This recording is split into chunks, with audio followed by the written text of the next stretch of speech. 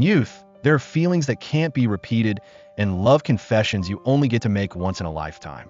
So, a girl named Chi Dai mustered all her courage and rushed to confess to the guy she'd secretly crushed on for 2 years. His name was Yi Chi. The moment she stood in front of him, her heart felt like it was going to jump out of her chest, but she still wanted to express her feelings. Yi Chi, I've always loved being your fan. Chi Dai's offbeat confession only got her an autograph from her dream guy. She was about to explain, but then he invited her to his place. Chi Dai still hadn't figured out what was happening when she stepped into Yi Chi's house. Her tiny brain flashed with 1,000 questions. Does he often bring girls back to his place? Is this a pond just for luring girls? She was about to leave, but she was afraid of giving other rivals a chance. Yi Chi slowly walked over and had her fill in the black areas of comic book file. After 4 hours, Yi Chi was very satisfied with Chi Dai's filling skills. He believed that her rare patience would help her become a master comic book inker. He offered to hire her as his right-hand assistant. Chi Dai quickly refused because she wasn't good at fighting, because in her eyes, he was definitely a bad boy. She used to see dark circles under his eyes, and he was constantly working his wrists. She guessed he was taking on all the thugs by himself. Yi Chi explained, the dark circles are from staying up all night drawing drafts, and my wrists ache from inking all year round, so I have tenosynovitis. Back home, Chi Dai was happy that her dream guy wasn't a bad boy. She blamed herself for following him for 2 years without realizing he drew comics. She looked at the autograph again and was shocked to discover it was the pen name of a famous artist named Mino. But ironically, she was the owner of an account that specialized in exposing comic book flaws and was most known for a video criticizing Mino's work. Sure enough, their ill-fated romance was so amazing it was hard to put into words. Yi Chi, because of Chi Dai's criticism, was also losing sleep trying to find a solution. Finally, he found someone who could help him ink more evenly. At Dongqing University, Chi Dai remembered the days of peeking from behind the wall, longing for the figure of the guy she secretly crushed on. For seasons of spring, summer, autumn, and winter passed, and she even memorized his footsteps.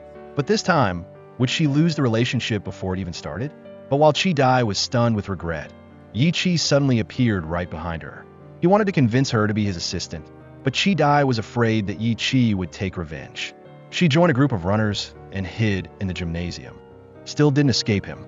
She continued to run to the volleyball court and was mistaken for a Super 6 member. Chi Dai instinctively put her hands up to block the ball and accidentally helped the team score the winning point. She took advantage of the chaos and hid in the library. However, Yi Chi's persistence was not ordinary, still chasing her to the end. He knew he couldn't talk in the library, so he used a book to convey the idiom, "Many hands make light work." Unexpectedly, Chi Dai thought he was calling a lot of people to beat her up, so she advised him to give up on his stubbornness in life. Yi Chi thought that combining boys and girls created something special, but Chi Dai thought that a free-spirited man was more lovable. As a result, the stack of books exchanging information was higher than their heads, causing both of them to be kicked out of the library. Finally, Yi Chi had the opportunity to invite Chi Dai to be his assistant. She breathed a sigh of relief because he didn't know that she specialized in exposing comic book flaws online. She wondered what her job would be. Yi Chi said that he would take Chi Dai back, helping her experience the environment of the two main characters. But on the tandem bike, Yi Chi was so serious that Chi Dai felt like she was visiting scenic spots. He destroyed any romance, only announcing the turning directions, leaving Chi Dai unmoved. Yi Chi decided to let her sit quietly in the back, but both of their bodies were still very stiff. He told her to hug his waist. Maybe that would create some emotion. Unexpectedly, Yi Chi's cycling speed kept increasing, almost causing Chi Dai to fly off course. While resting, Yi Chi quickly wrote down the experiences of the past. He wanted to personally try to help the story become more realistic and profound. Chi Dai realized that her online criticisms were a bit one-sided. She wondered why he didn't use a tablet. Yi Chi shared that his idol always insisted on drawing by hand, because every stroke carries the soul of the character. Chi Dai guessed that Yi Chi had a lot of love experience to create such sweet teenage stories. He revealed that he had never liked anyone, but often discussed love with the people around him. It was Chi Dai's turn to express that she had a crush on a tall guy. She once mustered up the courage to confess, but he still didn't understand. Yi Chi, I've always been your fan. The second confession still couldn't be said, earning Chi Dai another autograph from Yi Chi. She agreed to become his assistant from now on. In Yi Chi's wooden house, Chi Dai immersed herself in the romantic school story he created. But he turned the bicycle scene from earlier into a fight for the seat behind the male god. The next day at school, Chi Dai looked up information about the author Mino. He was famous for his delicate psychological descriptions, and his drawings were very gorgeous. Chi Dai told herself that the bicycle fight scene was just a moment of impulsiveness for him. Just as she saw Yi Chi crushing a cockroach on the table, she began to doubt his nickname of understanding the hearts of teenage girls. Yi Chi even pointed out a female student whose bra strap was showing. Meeting Yi Chi, Chi Dai called him by his pen name, Mino. He revealed that this was the first time he had heard a classmate call him that, because many times when he said it, no one believed him. In abnormal psychology class, Chi Dai wondered why Yi Chi, majoring in science, was attending a psychology class. He said that there were two slightly eccentric characters in the news story, so he came to collect theoretical basis. Chi Dai still didn't understand why a straightforward guy like Yi Chi specialized in drawing teenage comics. He remembered in high school, a friend challenged him to draw a passionate teenage comic. After sending the manuscript to many editorial offices, he received an appointment from a teenage comic magazine. They directed him to take the supporting couple in Chapter 3 and develop it into a comic called Go on a Date. Because he had never been in love, the characters were all based on real prototypes. Chi Dai was disappointed when he drew the beautiful character and Mei so vividly. Yi Chi revealed that whenever he needed a draw, he would call her over. She had just stayed over at his place last week. Chi Dai was stunned, imagining Yi Chi having romantic moments with so many other girls. She chased after him, asking who the model for the character and Mei was. Yi Chi thought they would meet soon because she was also his assistant. At the cafeteria, Chi Dai spotted a girl named Mei who looked like the character in the comic. However, the way she ran wasn't quite right. Annoyed, she received a movie promo for Invisible Rival, and Chi Dai coincidentally threw it right into Yi Chi's hand. Just then, another assistant named Ziyu came. He flirted with the fans just like in romance stories, but after each cheesy line, he would embarrass himself. Yi Chi revealed that he was the model for the character in Mei. When it came to inking the comic, Chi Dai was happy because there was no rival. Ziyu reminded the newcomer to ask him if there was anything she didn't understand.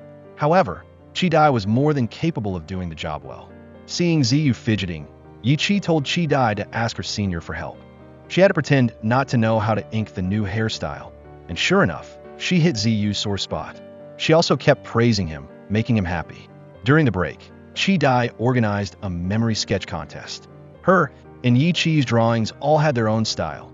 Only Ziyu had a negative breakthrough. Chi Dai wondered what his strengths were. Yi Chi then drew a portrait of a teenage girl and passed it to Chi Dai to ink.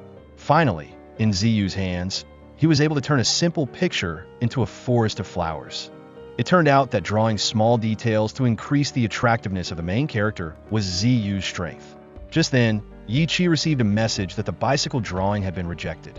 He seemed calm, but Ziyu knew that they were in a stalemate because Go on a Date had always dominated the charts, but had fallen to second place and never recovered. Yi Chi thought he had drawn everything the two main characters could do. Chi Dai came up with the idea of adding a new character. Based on her years of experience reading comics, when the two main characters are too smooth, a new character will pop up to promote the plot. Ziyu recommended the prince of Dongqing University as the model. At school, the group got to meet the prince of Dongsheng, named Lu Dao. Even if she was a girl with a unique style, Lu Dao could capture the hearts of every teenage girl. The words she said were even better than romance novels. Lu Dao went straight to Chi Dai, asking her if she didn't know her. Chi Dai thought to herself that in the past 2 years, she hadn't paid attention to anyone other than Yi Chi.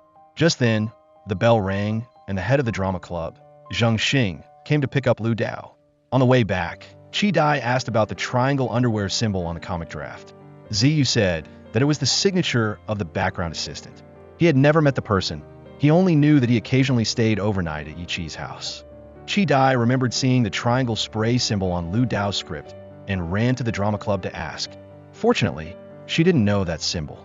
Lu Dao knew that Chi Dai came from art, so she asked her to color it. Chi Dai was stunned when she saw the triangle spray symbol everywhere. Just as she met the head of the drama club, she guessed that Zheng Xing was the background assistant. Back at the drawing room, Yi Chi gave Chi Dai a new drawing. However, she felt that Lu Dao was too attractive even completely overshadowing the male lead. Afraid that he would be stuck, she offered herself as the prototype instead of Lu Dao. Yi Chi immediately agreed because Chi Dai wasn't too eye-catching and would definitely bring out the beauty of the male lead. Since then, Yi Chi watched Chi Dai intently, making her nervous about which foot to put forward first. He urged her to walk faster so he could follow behind and record every action and gesture as material. Chi Dai had to take each heavy step, like a robot learning to walk to the art club. Chi Dai was confident that she was shining in Yi Chi's eyes. She actively helped everyone build a friendly image. At the cafeteria, Chi Dai daintily ate each small bite. Chi Dai tried reading Yi Chi's notes and was surprised that he saw her as uncoordinated, guessing that it was due to an underdeveloped cerebellum. When at the club, she formed cliques, and while eating, she wasn't good at using chopsticks or had problems with her chewing muscles. Chi Dai complained about why she had no advantages. Yi Chi pointed to a small line, describing that she had a small stature and had to stand on tiptoes when looking in the mirror. Afraid of losing all points in Yi Chi's eyes, Chi Dai decided to introduce another prototype named Jieyu. She was in the same class as Chi Dai, very individualistic but not good at talking. Arriving at the dormitory to find Jieyu, Yi Chi happened to meet a younger student from the basketball team named Ru Song. He remembered Yi Chi as a formidable captain, but after drawing comics, he no longer played basketball. Just then, Jieyu's barbaric laughter rang out, and Ru Song fearfully said that she was the devil on the court. Since Jieyu joined the women's basketball team, he had often been injured and had insomnia. Yi Chi gave the sleepless younger student his address, telling him to come to his house to help him erase the sketches on the court. Jieyu didn't even give her opponents a chance to touch the ball. She didn't care about fouls, kicking her opponents to the ground, and didn't need to cooperate with her teammates. Chi Dai remembered that Jieyu also participated in the music club and would definitely be suitable for teenage comics. Yi Chi didn't expect that such a domineering girl would have such a beautiful singing voice. He decided to draw Jieyu as a female supporting character to fully explore her unusual personality. To thank Chi Dai for introducing the prototype, Yi Chi invited her home for dinner. Just then, it started pouring and they both forgot to bring an umbrella.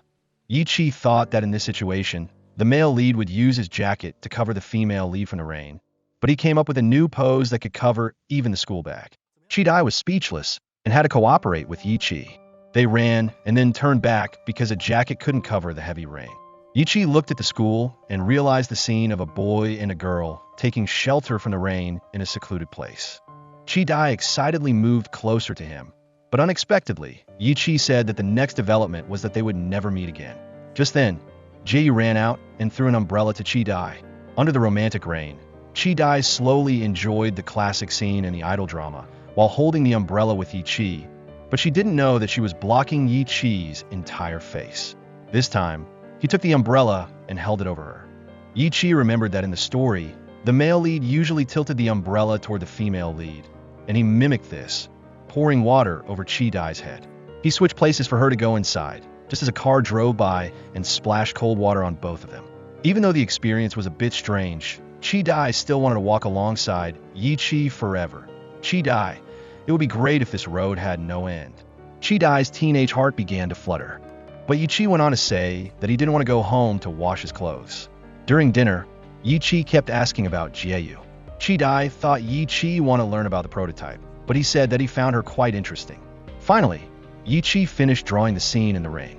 Chi Dai was excited to read it, but unexpectedly, he only drew Jieyu's chivalrous act of lending the umbrella. On Monday, waiting for Yi Chi at school, Chi Dai planned to give him a pain relief patch for his tenosynovitis, but whenever she heard Jieyu causing trouble, Yi Chi would immediately chase after her. Another personality suddenly appeared, blaming Chi Dai for foolishly introducing her best friend to the person she liked, resulting in Yi Chi actually taking a liking to Jieyu. But at the drawing room, Yi Chi received a call from an editor at the publishing house named Gongji. He felt that the female lead, and Mei, had only one expression whether she was bringing lunch to the male lead, Lin Mu, or facing a rival. He reminded Yi Chi to try to find the character's mood. During class, Yi Chi secretly reread his work and decided he had to live a day under the identity of Mei.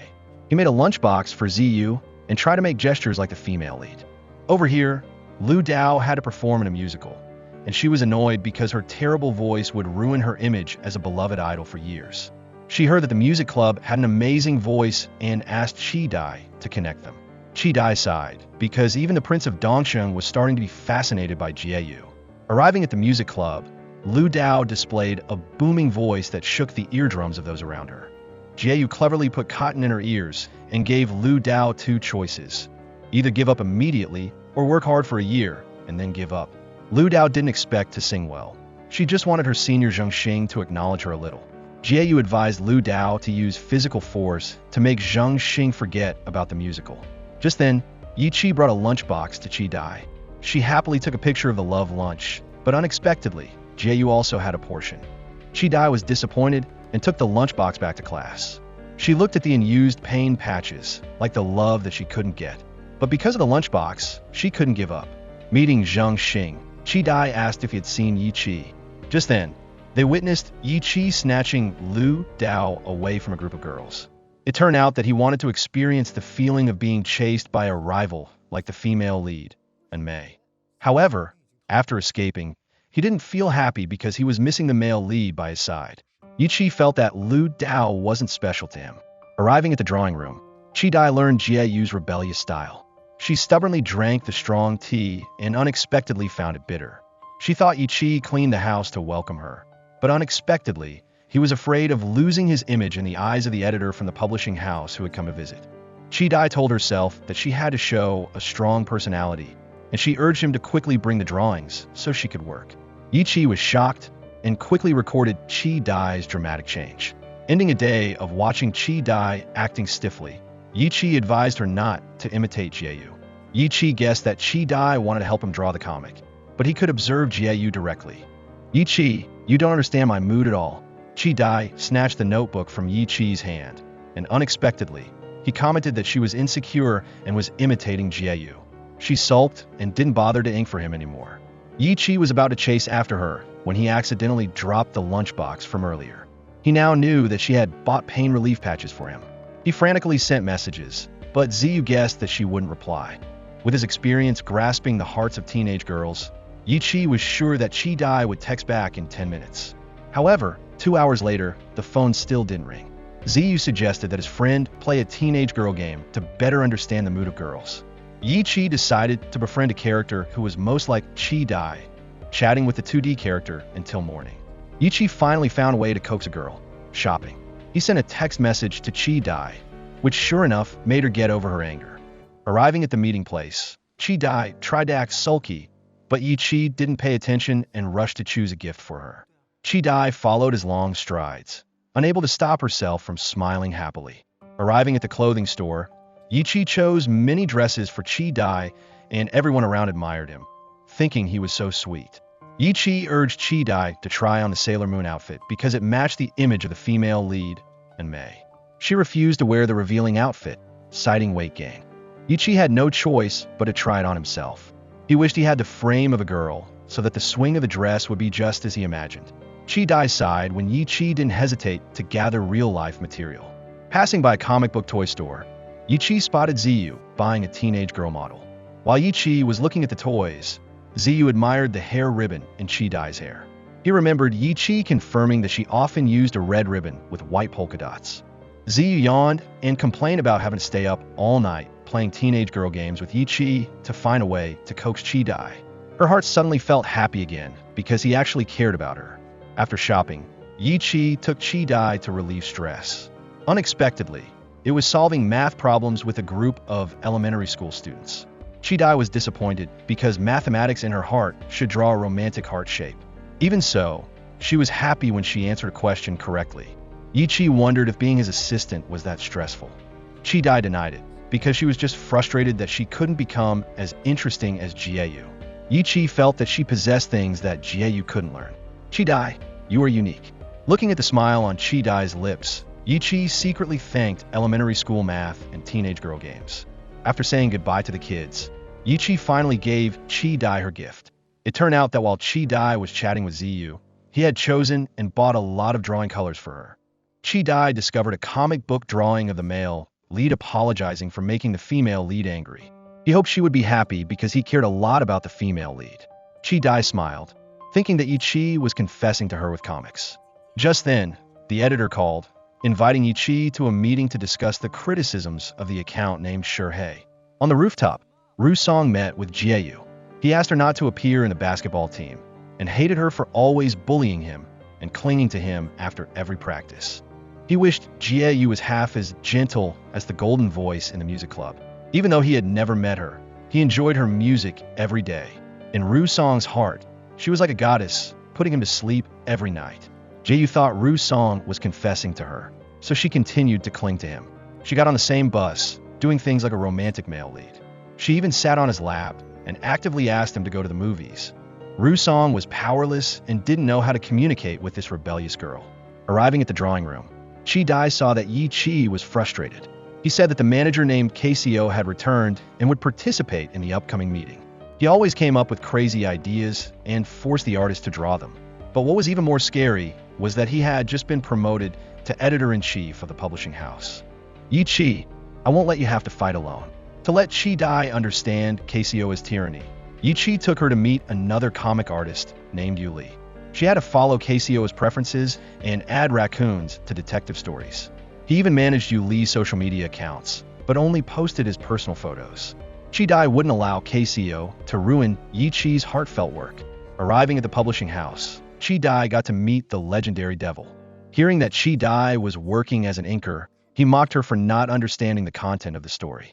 Yi Chi was angry that KCO dared to insult Chi Dai. Entering the meeting room, KCO wanted the plot to develop in a new direction. For example, people bitten by raccoons turning into zombies, then the male and female leads would work together to save the world. Yi Chi felt that his work was following the theme of school romance. KCO presented data showing that Yi Chi's story had stagnated for half a year. Chi Dai thought the reason was that KCO interfered too much with the plot. Instead of creating a space for artists to create, he demanded that his personal preferences be included in the work. If he likes animals, he should go to the zoo. Why must he put them in comics? She thought. Yi Chi didn't expect Chi Dai to be so brave. But KCO wasn't giving up, continuing to bring up the criticisms of the account Shurhei. She said that the male lead, Lin Mu, must have lost his brain to like the female lead, and Mei, just because he saw a hair clip. Chi Dai hid in the bathroom, afraid that Yi Chi would find out that she was Shurhei. Back home, Chi Dai recalled Yi Chi's ideals and dedication to comics. She blamed herself for rushing to criticize him online without understanding. Just then, Yi Chi called, saying that Shurhei had different perspectives on the work, and he wanted to verify those comments with Chi Dai. Since Shurhei criticized the childish things, Yi Chi decided to try being a bad boy. He and Ziyu dressed rebelliously and waited for Chi Dai's feedback. Hearing her criticize him for being gaudy and superficial, Yi Chi decided to skip class to look delinquent. However, becoming a bad boy wasn't easy. He remembered Chi Dai imitating Jieyu, so he asked her to bully him. Chi Dai had to dedicate herself to the art of being domineering, snatching lunchboxes from her classmates. She was strong 1 second, but the next she backed down because the food was too delicious. Behind the school, Yi Chi came up with the idea of the male lead climbing a tree to skip class, unexpectedly jumping down to save the female lead. Z was sure that no girl could resist that feeling of excitement. Yi Chi got to work, but didn't know how to climb trees. Ziyu helped his friend, struggling to climb up high. Yi Chi thought the situation was a bit childish, so he asked Chi Dai to find another setting. Hearing Yi Chi sigh, Chi Dai thought they had to come into contact with a real bad boy. They observed many aggressive students, but all were doing good deeds. Yi Chi was upset that their school was too peaceful. Chi Dai came up with the idea of going out to find bad boys. Arriving at the game hall, they unexpectedly found that everyone was a bad boy. Chi Dai thought that no one was easy to provoke, so they had to find someone easy to deal with. She decided to choose someone who looked fierce but whose soul was definitely weak. Yi Chi hesitantly approached, lightly tapping the head of a middle-aged bad boy, unexpectedly discovering that he was the leader of a gang. The subordinates gave Yi Chi the opportunity to have a one-on-one duel with him. Starting the first round, the group of bad boys quickly reached the finish line. Yi Chi drove as slow as a turtle, making them laugh. He felt that this was definitely a young and reckless man. Chi Dai reminded him that he had to win a game to escape them.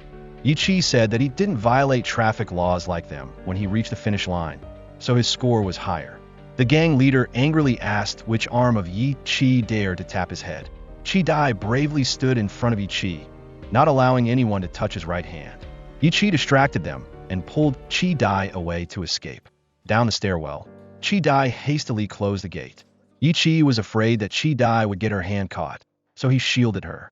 Finally, thanks to the red light, they escaped the group of bad boys. They hid together in a stuffed animal costume, so hot that they wanted to pass out. Chi Dai felt a pang in her heart when Yi Chi's hand was bleeding because of her. He reminded her to keep quiet because it wasn't time to feel sorry for him.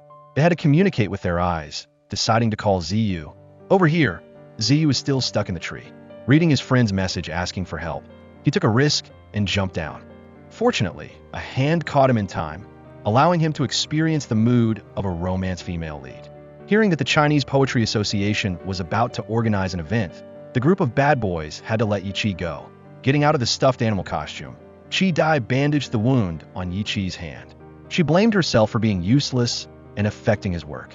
Yi Chi didn't blame Chi Dai because he had protected something even more important than his right hand. Chi Dai was touched until Yi Chi said that it was the manuscript. It turned out that when she closed the gate, his bag was still outside. Yi Chi felt that today was very interesting, looking forward to tomorrow's verification session. Afraid that Yi Chi would be injured, Chi Dai proposed verifying items with low danger. She remembered Shi Hei once criticizing the story as unreasonable when the male lead didn't use a phone but still appeared right when the female lead needed him the most. If we successfully spend a day without a phone, that proves the story is reasonable, she suggested. Arriving at the Flower Garden Square, Chi Dai ran to find Yi Chi. Seeing his tall and thin back, she happily walked straight towards him. However, not having a phone was indeed very inconvenient. Over here, Yi Chi was standing waiting for Chi Dai, and a man, hearing that he didn't have a phone, boasted about his iPhone 18. Yi Chi thought he was giving it to him, but was falsely accused of stealing it. Security guards came to settle the situation, unexpectedly catching a phone smuggler. Passing by a cake shop, Chi Dai finally found Yi Chi. He guessed that she liked to eat cake, so he prepared it in advance. Chi Dai admiringly looked at the pretty cake, but unexpectedly, Yi Chi bought a bigger portion for himself. He said that they had completed the challenge, so they should celebrate. But when it came time to pay, Yi Chi didn't have cash and didn't bring his phone. He introduced himself as the comic book author Mino, saying that according to the market price, the autograph was equivalent to 2 cakes. The employee asked to take back the cake and called security to kick both of them out of the shopping mall. Yi Chi wasn't giving up and decided to use his hands to earn money to buy food. He swallowed his pride and drew pictures on the side of the road. The first customer appeared, agreeing to pay 20 yuan for a portrait. After a while, the customer was not satisfied with Chi Dai's realistic work. It was only after Yi Chi's comic version that she approved, saying that he grasped the main attractive feature on her face. With 20 yuan, Yi Chi could only buy Chi Dai a cup of milk tea. She blurted out, "Let's share," realizing that it would be an indirect kiss. On the way home, Chi Dai admitted that not having a phone was a bit troublesome. However, we can look at the person next to us more. Yi Chi thought back on what had just happened and felt happy, because the best thing was probably being with Chi Dai. Just then, both of their stomachs growled loudly, and he invited her home for dinner. They suddenly remembered that they had forgotten Ziyu. Meanwhile, Ziyu was defending himself in the security room. He said that he was standing and waiting for a friend when a man came to buy a phone, and he hadn't even touched it when the security guards caught him. Finally, Ziyu waited for his 2 friends to pick him up. On the last bus of the day, Yi Chi thought that Shi Hei's criticism was correct, and his work was indeed very unreasonable. Chi Dai thought that Yi Chi wasn't wrong because comics were different from real life. He sacrificed a part of the practical logic in order to increase the appeal. She believed that if Shi Hei knew Yi Chi's efforts, she would definitely admire him. Yi Chi sighed because Shi Hei would never know. Yi Chi, I am Shi Hei, she thought. Arriving at the bus stop, Ziyu asked to get off first. Chi Dai prepared herself to face Yi Chi's anger and rejection. He said that he started following Shi Hei when she only had 1,000 fans. However, he felt that she had her own perspectives on comics. He wanted to discuss the details of each problem with her. First, about the character Shi Hei criticizing the female lead, always smiling, wondering if her jaw would dislocate. Yi Chi explained that he knew how to draw different faces, but In-mei was a kind girl, so she would smile in most situations. If Chi Dai observed carefully, she would find that the range of the zygomaticus major muscle and cheekbones were different in each situation. Chi Dai acknowledged that it was especially true in the recent episodes. Yi Chi admitted that those positive changes were all thanks to Shurhei. Shurhei, I'm very lucky to have you by my side. The next day at school, Chi Dai received a message from Yi Chi asking for help. She flew to Yi Chi's house and found him sick in bed. Chi Dai told Yi Chi to rest so she could cook some delicious food.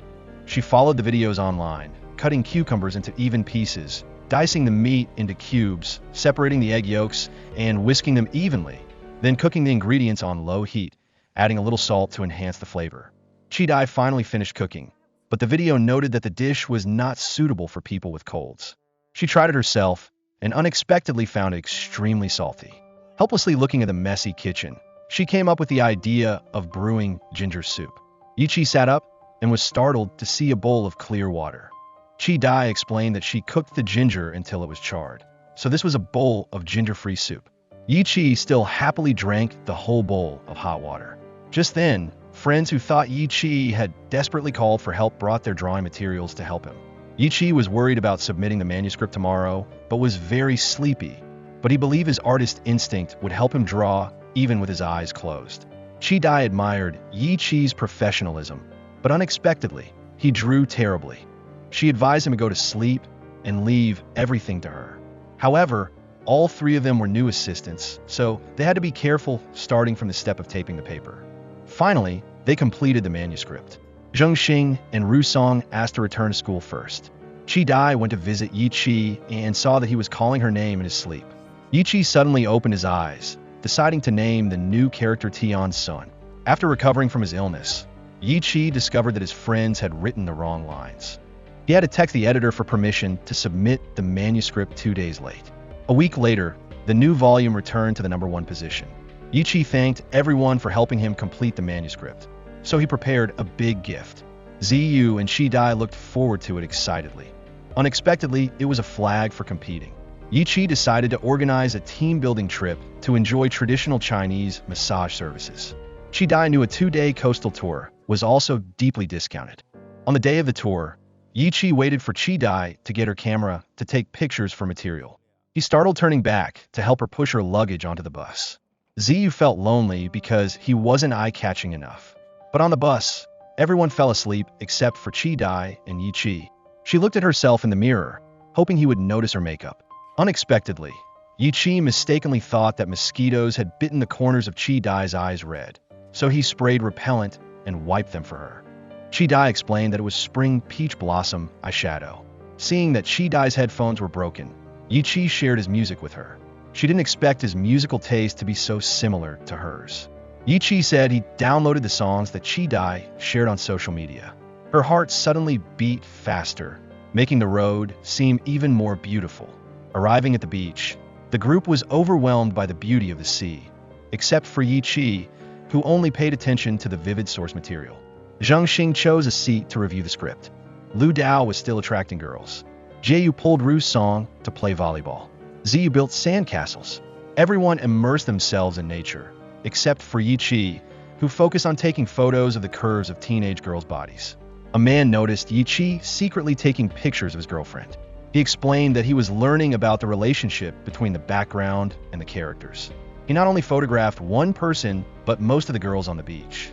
The people around heard this and came to settle the score with Yi Chi. Helpless, Chi Dai had to pull Yi Chi away to escape. They lay flat on the ground, waiting for the group of pursuers to run past. Chi Dai stood up and accidentally fell into Yi Chi's arms. He slowly moved closer to her lips and quickly avoided them to sneeze. Embarrassed, both of them asked each other to go to the beach to sunbathe. Yi Chi didn't expect taking pictures to cause such an accident. Chi Dai thought that travel usually has many unexpected situations, like the beautiful surprise just now. Just then, Jieyu threw a sea urchin and hit Yi Chi's head. Zheng Xing called Yi Chi to help him, and the others pump up the floats to go into the sea. Naughty Jieyu secretly poked a hole in the inflatable boat, waiting for the 3 boys to panic. She swam out and opened the valve to deflate it quickly. Chi Dai was worried that they were in danger, but Jieyu knew that they all knew how to swim, and the water was only up to their waists. The three boys pretended to enjoy it to politely send the two girls away. It turned out that their pants had all fallen down, and they couldn't even tell which ones were theirs. On the beach at night, Jae-yu discovered that Roo-song was sound asleep. She leaned close to his ear and realized that Roo-song was always listening to her singing voice. Jae-yu's eyes suddenly became gentle, intending to lightly touch the younger boy's lips, but unexpectedly, Roo-song said in his sleep that only someone brain-dead would like Jae-yu. Angrily, she woke up Roo-song and chased him all over the beach. Meanwhile, Zheng Xing, thinking about the new script, unconsciously remembered the image of Lu Dao shining on the beach. Arriving at the night market, Chi-dai wanted to scoop up couple's fish with Yi-chi. He suddenly noticed a fish leaving its partner to follow another one. He advised the owner to number the fish so everyone would know which pairs were lovers.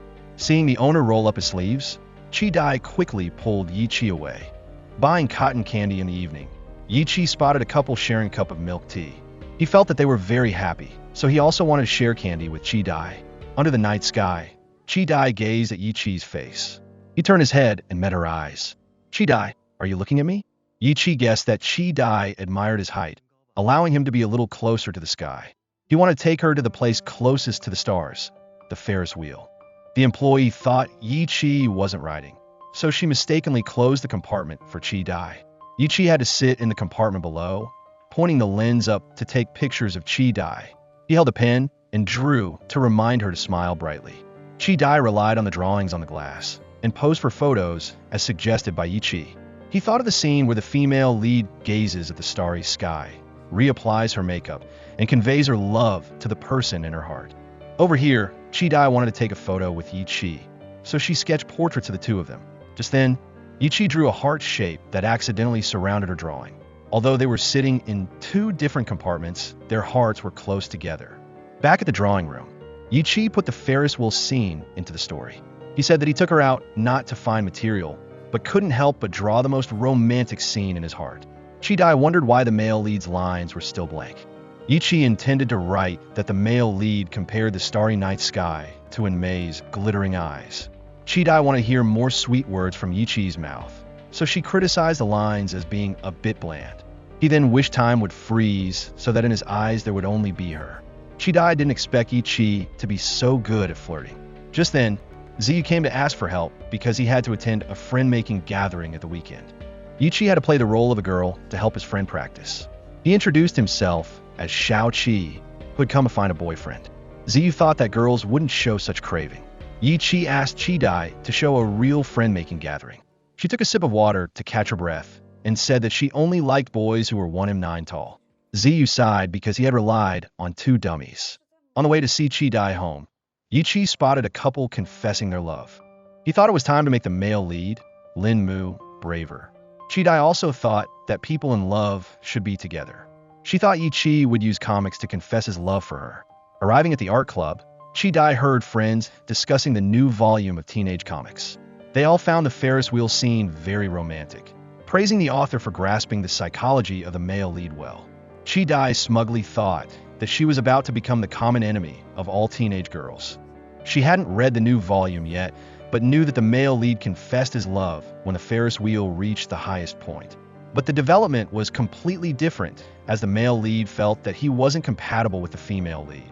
Chi-dai realized in disappointment that Yi-chi wanted to bravely reject her. During her lovelorn phase, Chi-dai continued to post videos on her Shurhei account, throwing herself into studying to keep herself busy.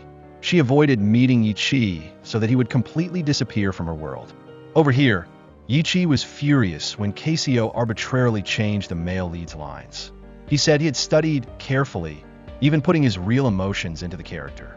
The editor said that Casio wanted to prolong the story, so he wouldn't let the male lead confess his love. Meeting Chi-dai at school, Yi-chi asked her why she hadn't come to ink.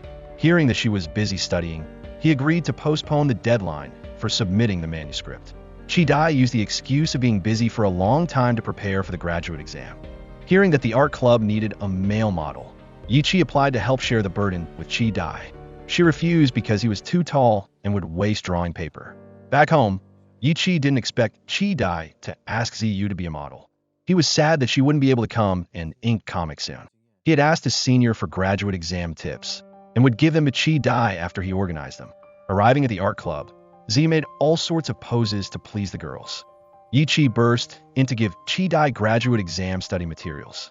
She reminded herself not to fantasize because he just needed a comic book inker. Seeing Ziyu working as a model, Yi Chi borrowed drawing paper to record the material. Seeing Yi Chi looking at her, Chi Dai hoped that he was sketching her portrait. After the drawing session ended, the girls rushed to ask for Ziyu's phone number. Chi Dai went over to see Yi Chi's drawing, but he had only drawn Ziyu's standing posture.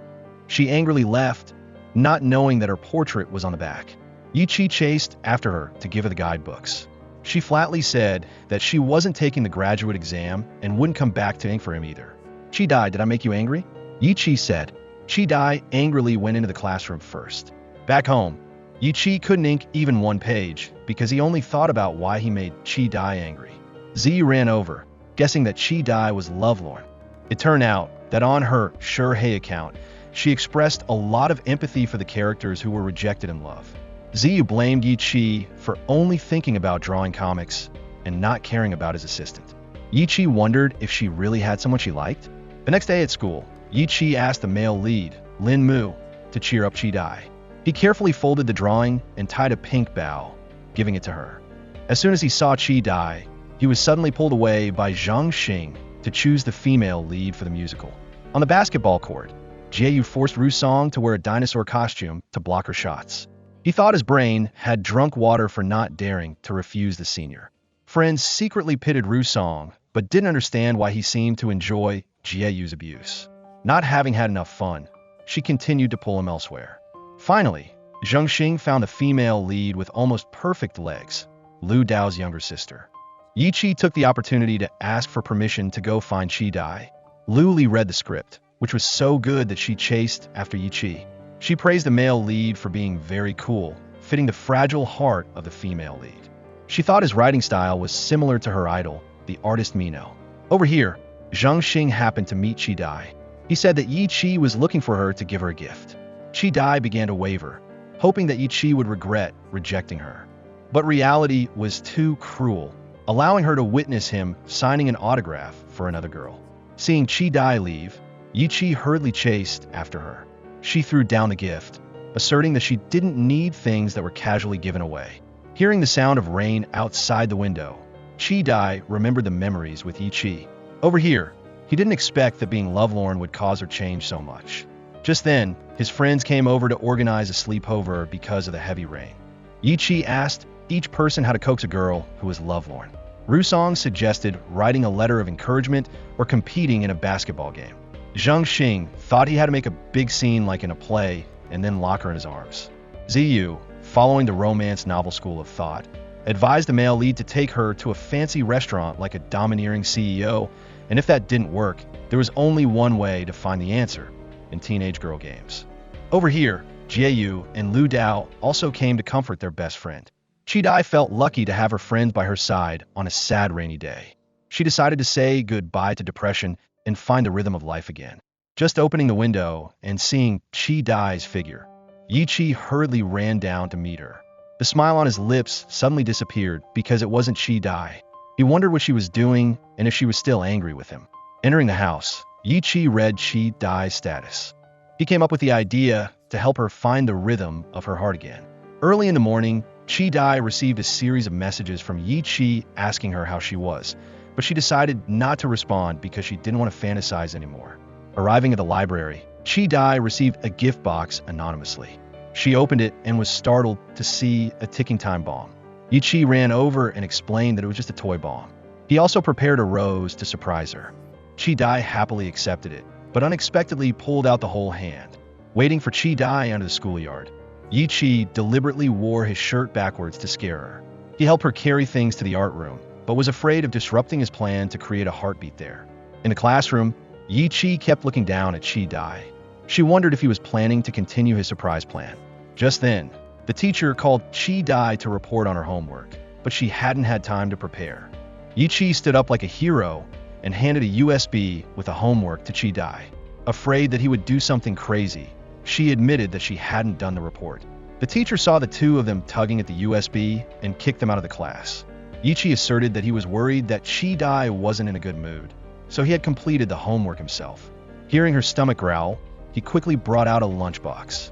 Chi-Dai guessed that it would be all plain rice, but unexpectedly, Yi-Chi had hidden food underneath. Finally, he did something that made her feel better. On the way home, Yi-Chi apologized for not caring about Chi-Dai because he was busy with comic book work. Yi-Chi said that KCO arbitrarily changed the male lead's confession into a rejection, so he had a fight with him. Chi-Dai realized that the lines weren't what Yi-Chi felt in his heart, and the heartbeat plan was a way for him to express his care. Yi-Chi breathed a sigh of relief when he saw the smile on Chi-Dai's lips again. He thought emotions could be transmitted because he had always been uneasy during the time she was lovelorn. Chi-Dai wondered what the lines Yi-Chi wrote were, but she didn't need to hear them anymore because she already understood his heart.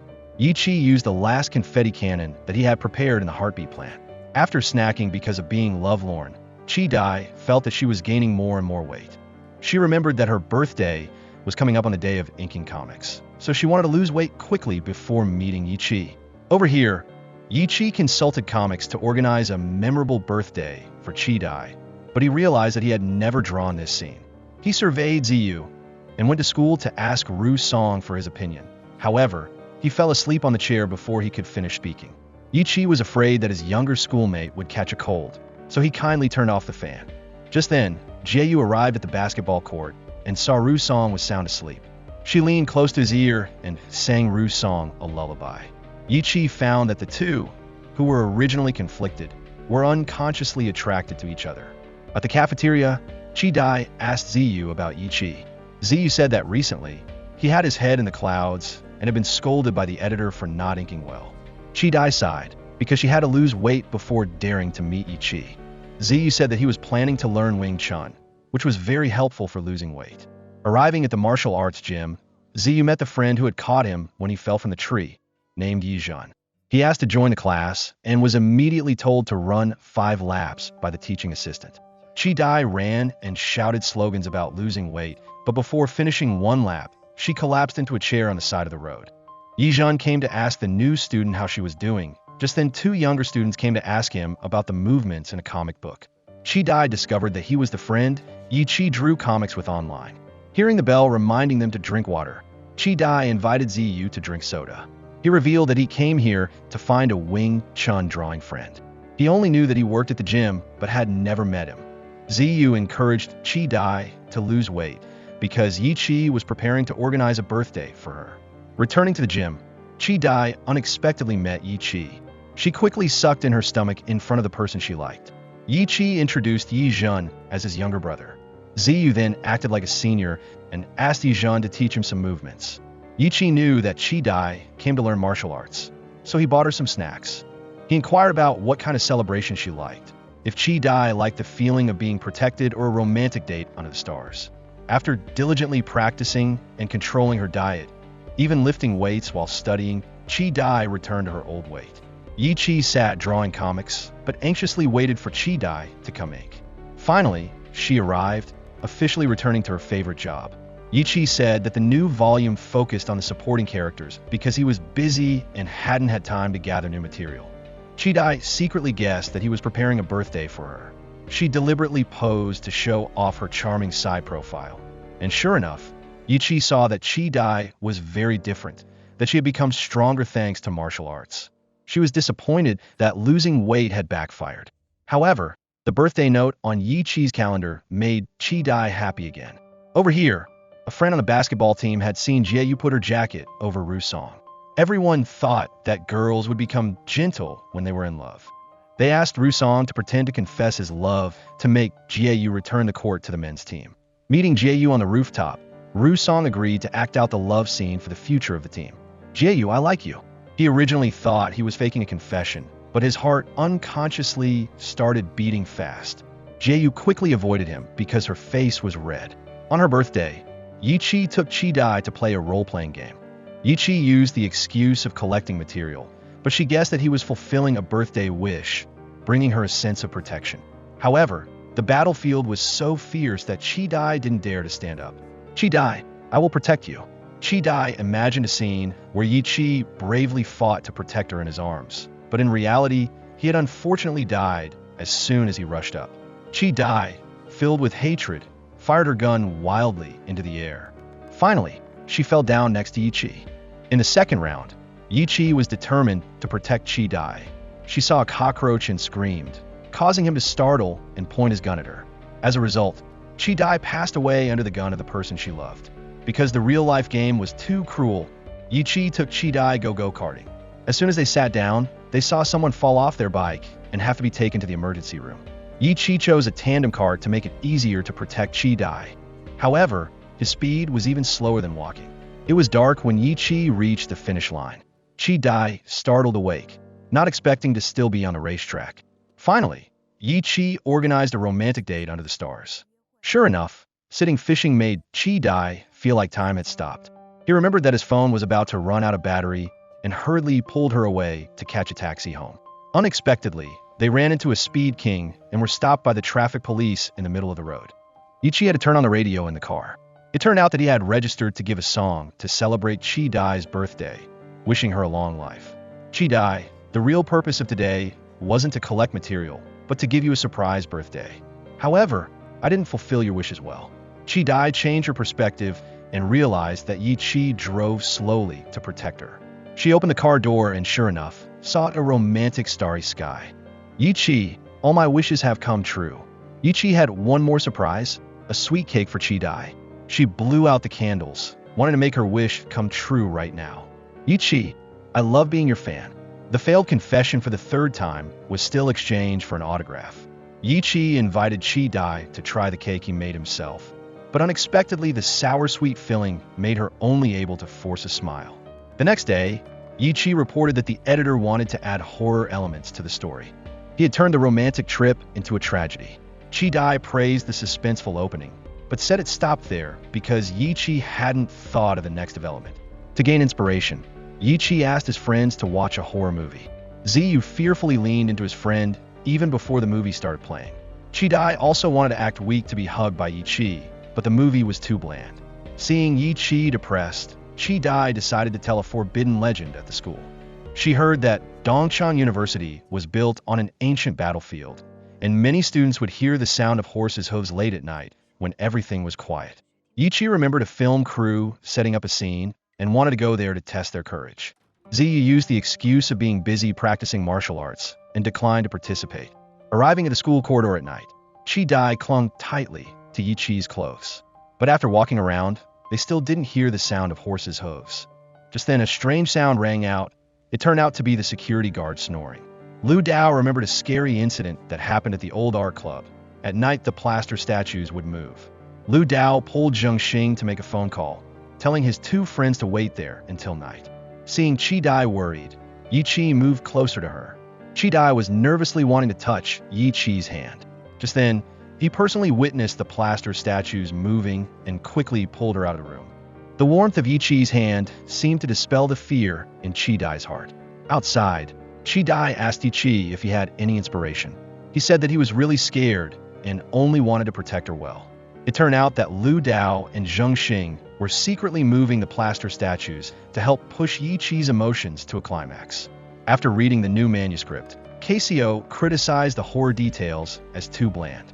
He told Yi Chi to come to an escape room on the outskirts to personally experience real fear. On the way home, Chi Dai wondered why Yi Chi compromised with Casio. He thought that if he resisted, he would make things difficult for the editor, Gong Ji. Yi Chi, no matter how scary that escape room is, I will fight alongside you. Meeting at the escape room on the outskirts, everyone was full of confidence, with their teammates standing in front to protect them. The employee led them into a dark room to start exploring the ancient house. Ziyu bravely knocked on the escape room door and was unexpectedly pulled inside. A voice rang out, asking the players to divide into small groups to find the key to open the escape room and save their friend. Inside a closed room, Ru Song carelessly stepped on a senior's foot. Jie made him clean her shoes. She came up with the idea of sitting here for 2 hours waiting for her friends to save Ziyu. Over here, Lu Dao and Zheng Xing arrived at a secret room containing many props. She wondered why he didn't stand on stage and act himself. Zheng Xing remembered the Mid-Autumn Festival when he accidentally burned a friend. In the New Year's Eve performance, the female lead was hit on the head by a falling light, and on the anniversary of the school's founding, the performers unfortunately fell from the stage. The actors who cooperated with Zheng Xing all had accidents.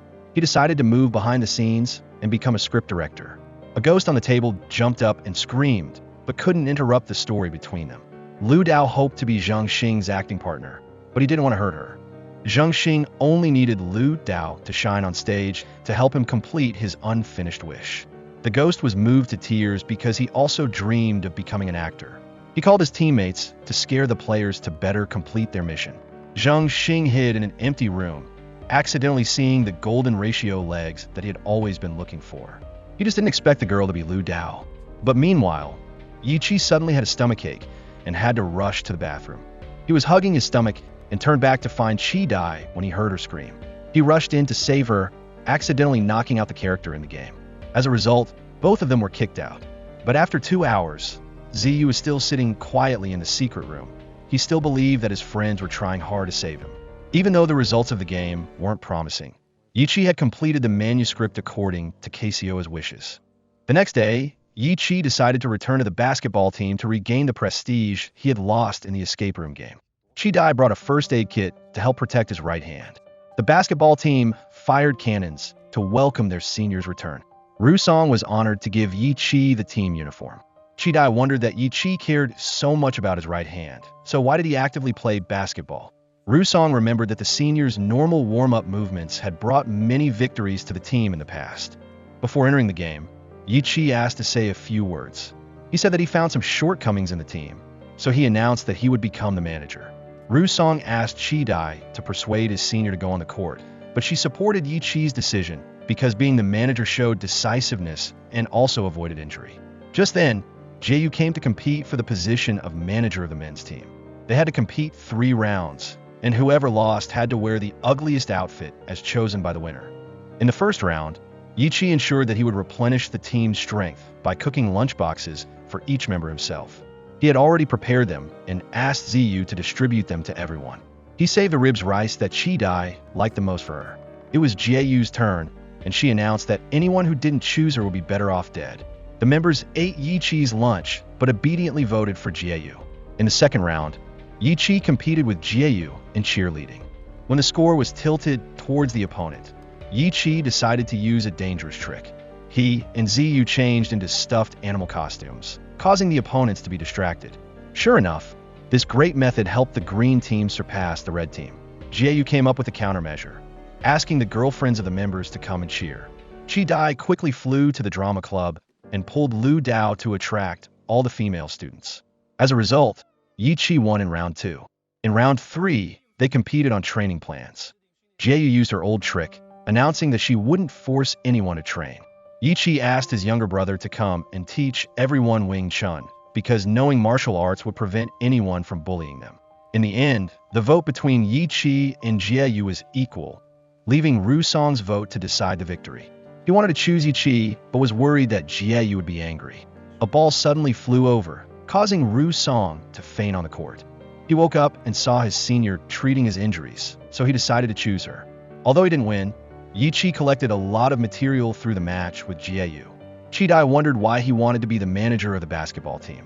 Yi Chi said that he lost points in the escape room game, so he wanted to show his strength in front of Chi Dai again. Chi Dai remembered that she once said that she liked tall and strong people. She secretly asked if he wanted to score points with her. Yi Chi sighed, not knowing how long he would have to wear this ugly outfit. The school anniversary was coming up, and Chi Dai was busy preparing posters for the art club. Yi Chi came to help and unexpectedly touched Chi Dai's hair lightly. It turned out that he found that her hair was flattened, showing that she was under a lot of pressure preparing for the school anniversary. With his experience of drawing posters and comics, Yi Chi sketched out an idea for Chi Dai. They divided the tasks and began to paint. However, Yi Chi wasn't used to drawing on large paper and wanted to revise the idea. Afraid that they wouldn't have time, Chi Dai asked him to go wash the brushes so she could focus on drawing. Outside the drawing room, Yi Chi heard his friend say that the school anniversary was organized earlier than expected. He turned around and saw Chi Dai helpless in front of a pile of work. She said that she had to finish decorating the large hall before tomorrow. Yi Chi then gathered his group of like-minded friends to help Chi Dai overcome the obstacle. He assigned tasks to each person, and after completing them, they would gather here. Zheng Xing took Lu Dao to get the vertical posters. Jieyu and Ru Song hung banners. Yi Qi and Qi Dai decorated the hall, and Ziyu stayed to paint the flower background. Seeing Yi Qi blowing up balloons, Qi Dai thanked him for organizing everything so well. He told her not to bear the responsibility alone because there were so many friends. After blowing up the balloons, Qi Dai formed a bunch and stuck them on the wall. Seeing that Qi Dai couldn't reach, Yi Qi came closer and lifted her high up. Qi Dai's heart fluttered, wanting to remember the first time decorating the hall with Yi Qi. Qi Dai, we will decorate more places together in the future. Qi Dai imagined the scene of decorating their honeymoon room with Yi Qi, preparing to raise a baby, and celebrating 3 years of marriage. How romantic. Yi Qi gave Qi Dai a balloon that he blew up with his own mouth. Returning to the art room, Qi Dai didn't see Ziyu, and the drawing was still missing a flower.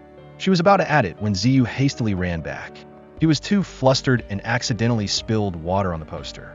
Jiyu came in and reported that she had accidentally torn the banner. Zheng Xing and Lu Dao were also unable to get the vertical posters because the store was closed for travel. Seeing everyone discouraged, Yi Qi came up with a new idea. He told Ziyu to turn the stain into a girl dancing with colored ribbons. Ru Song would use red thread to sew up the banner. Zheng Xing went back to the drama club to get the old vertical posters, then covered them with white paint and drew on them by hand. When the moonlight rose, the group of friends was still focused on completing their mission. They forgot about time, only burning for the goal ahead. By morning, the group had finally finished their work.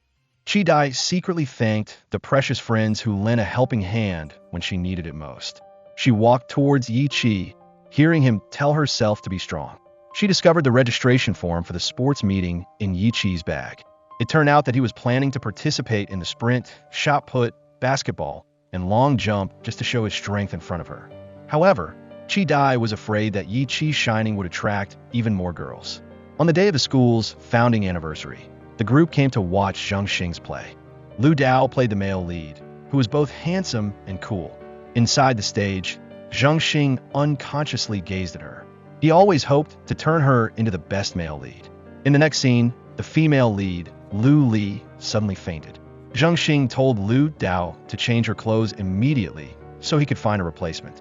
Lu Dao turned back to the stage to say goodbye and invited the person she loved, and finally the most gorgeous female lead appeared.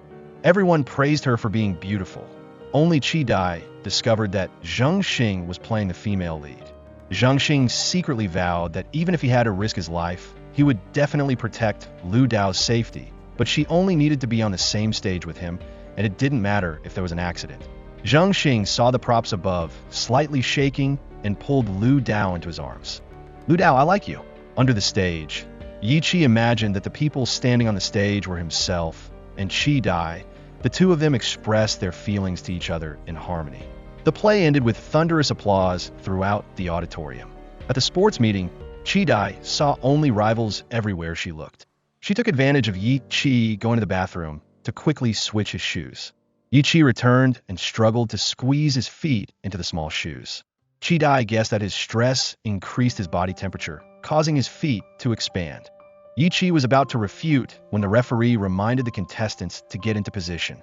He kept rotating his feet to relieve the pain, further attracting the attention of the girls. Starting the race, Yi Qi was left behind. He was in so much pain that he threw his head forward to quickly finish the race. As a result, he unexpectedly surged forward, becoming the first to reach the finish line. Sure enough, the group of girls ran to surround Yi Qi as Qi Dai imagined. At the shot put event, Qi Dai asked Ziyu to secretly switch Yi Qi's shot put with a solid lead shot put. He nearly dropped the shot put on his foot, but still tried to appear strong in front of Qi Dai. However, struggling, he could only throw a short distance. Yi Qi explained that he wasn't usually so weak. Just then, the group of girls came to admire him because they thought Yi Qi sacrificed his competition to protect the cat on the field. Next was the long jump. Yi Qi confidently showed off his charm in front of Qi Dai. Lu Dao pretended to cheer for Yi Qi to secretly put pins on his clothes. Yi Qi gained momentum and jumped high. Just then Lu Dao pulled the string, causing half of his clothes to fall off. Unexpectedly, the girls thought Yi Qi was even more adorable looking at the pictures on his underwear. Finally was the basketball event, and Yi Qi was determined to win. Jieyu came like a storm to steal the ball. also defeating all opponents on the court. The referee blew the whistle, so she had to put all her faith in Rusong. Yi Chi tried to win the ball so that Chi Dai could see his basketball skills, but Rusong was possessed by Jieyu and was extremely domineering on the basketball court. Yi Chi rushed to break the ball, unexpectedly hitting his head on the basket. Arriving at the medical room, Chi Dai apologized for asking everyone to make things difficult for him. She told them to be gentle, but didn't know this accident would happen. Yi Chi pulled the curtain and questioned why Chi Dai was making things difficult for him. She confessed that she didn't want him to attract the attention of others. Yi Chi guessed that Chi Dai didn't want the editor, Gong Ji, to worry and be disappointed. Early in the morning, Chi Dai carried a bunch of things to nourish Yi Chi. Hearing that she intended to show off her cooking skills, he hurriedly stopped her, remembering the kitchen from last time. She guaranteed that she had learned from her experience, and this time she would definitely succeed. Chi Dai turned on a big flame and poured oil into the hot pan, causing the fire to flare up. Yi Chi quickly supported Chi Dai, telling her to go outside and rest. Chi Dai was filled with happiness that she could cook with the person she loved. Due to not being completely sorry to Yi Chi, Chi Dai asked to take notes for him. However, she had just bent down to pick up the pen when the teacher completely filled the board. Chi Dai didn't give up, wanting to learn to make chocolate to give to Yi Chi. Although her knife and cooking skills were very bad, she tried hard to complete a tray of chocolates with all her heart. Afraid that he would be stressed, she split the heart shape in half, making 2. Arriving at school, Chi Dai coincidentally ran into Yi Chi, causing the box of chocolates to fall to the ground. He apologized for breaking the candy, but she said that the gift was originally for him. Yi Chi didn't care and picked up the candy from the ground, happily tasting it. He rubbed Chi Dai's head, afraid that she would be hurt when she bumped into him. Chi Dai said that she would invite everyone to eat dinner tonight to thank them for helping her during the school anniversary last time. She tasted a piece of chocolate and realized that it was really hard to swallow. Arriving at the restaurant, Ziyu said that a trend was going viral online, which was to translate the sentence, "I love you," in your own way. Yi Chi felt that the topic was quite interesting and began to record the material. Ziyu immediately translated that the spring breeze is not as beautiful as your smile. Lu Dao thought that you didn't need many words, just a soul-stirring look. It was Yi Chi's turn, and he unconsciously looked towards Chi Dai because he wanted to translate that the pictures you ink are very beautiful. Yi Chi suddenly realized that he liked Chi Dai. On the way home, Yi Chi was like a lost soul. Chi Dai thought Yi Chi was tired and told him to go home early. Yi Chi passed by the bridge and saw a sign in front of him with the words "Love is to speak up." Yi Chi decided to turn back and confess his feelings because everything he did was for Chi Dai. She once said that she liked tall and strong people, so he tried again and again to score points in front of her. He wanted to fulfill all of Chi Dai's wishes and use every method to make her happy when she was lovelorn. He had imagined protecting Chi Dai so many times, holding her tightly in his arms. If love is to speak up, he didn't want to miss another second. Chi Dai, I have something to say to you. In fact, I have always been grateful for your support. Back home, Yi Chi was full of thoughts. He confessed to Ziyu that he liked Chi Dai. Ziyu said nonchalantly that he also knew that Chi Dai liked Yi Chi. He remembered that when they were simulating the friend-making gathering, she described the person she liked to be exactly like Yi Chi. Moreover, everyone could see that the two of you liked each other. Only the people involved were ignorant. But Ziyu reminded his friend that he needed to take the initiative to pull her to his side.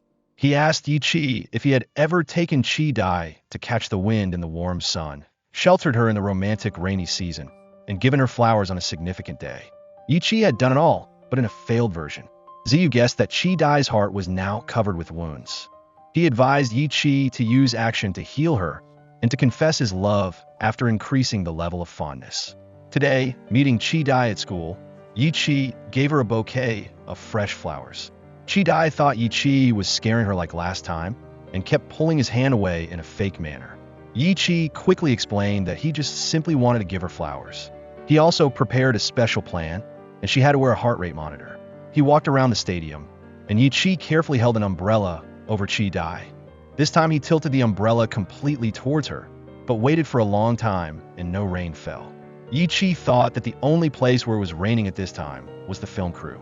He took her across the road in a scene from a historical drama during a downpour. The director shouted cut and scolded the two extras for not running away. Yi Chi explained that he and Chi Dai were a couple and there was nothing to fear in love. The director had a heart attack and quickly kicked the two troublemakers out. Today, returning to school, Yi Chi planned to take Chi Dai to catch the wind, but the bicycle was missing a tire. It turned out that students had been stealing tires recently, so Yi Chi had carefully hidden it on a high tree branch. He attached the wheel and took her around the school. Chi Dai wondered what material Yi Chi was planning to collect by giving flowers, wearing a sports watch, walking in the rain, and now cycling. He revealed that he was doing something more important than collecting material. Just then, the security guard spotted them, but Yi Chi was determined not to let anyone interrupt this romantic scene. He told Chi Dai to hold him tight and sped away on the bike. Chi Dai unintentionally saw a card in Yi Chi's pocket to increase the level of closeness. She realized that the things he did were to get closer to her. Hearing the heart rate monitor on Chi Dai vibrate, Yi Chi laughed happily, looking at Chi Dai as bright as a flower. Ziyu guessed that Yi Chi's plan was going well. Chi Dai wanted Yi Chi to be more proactive, so she pretended not to know. She thought that he wanted to study and reduce the sweetness of teenage comics. So Yi Chi must have gained a lot of material being chased by the security guard last night. Hearing Ziyu convey Chi Dai's thoughts, Yi Chi was disappointed because he thought she had a slight stirring of emotion. He didn't expect that Chi Dai was only cooperating with his work. He was afraid that he had missed her previous feelings. Just then, the editor, Gong Ji, called to remind him to submit the manuscript, but the entire file was unusable because ever since Yi Chi discovered his feelings for Chi Dai, he couldn't help but draw her.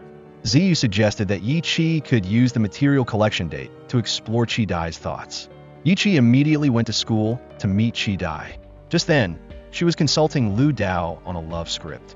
In the part where the male lead said that every time he met the female lead, he felt flustered.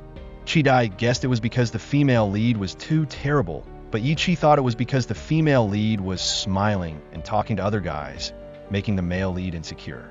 Lu Dao read the writer's name, and sure enough, it was Yi Chi. He asked Chi Dai to go on a date at the coffee shop and advised Lu Dao to stay away from Zhongxing for a few days to feel the pain of unrequited love. Just then, Zhongxing passed by and called Lu Dao, but she hurriedly ran away. Sure enough, Yi Chi was clever, causing Lu Dao to sadly look at Zhongxing's back. Arriving in front of the tea shop, Yi Chi wanted to simulate a dating couple with Chi Dai, but Ziyu unexpectedly squeezed in between because he also wanted to try the lovers' tea shop. Sitting around the table, Yi Chi introduced himself as the boyfriend, Chi Dai as the girlfriend, and Ziyu as a bit redundant, so he would temporarily play the role of the female lead's protector spirit. Ziyu suggested changing the way they addressed each other to create a sense of reality. Yi Chi agreed to call her Xiao Dai, and she would call him Chi. Ziyu looked at their eyes full of love and felt even more that he was unnecessary. But while ordering, Yi Chi secretly thought that if Chi Dai liked him, she would pay attention to maintaining her image. However, she ordered 5 desserts at once. He felt that Chi Dai was genuine and not the type to pretend to eat little. She saw that he understood her, so she tried to eat everything clean. It was time for the couple dialogue, and Ziyu told each person to say what they liked about the other person. Yi Chi secretly asked, "Doesn't she like me to be tall and handsome, gentle, or humorous?" She was afraid that praising him for being tall and handsome was a bit shallow.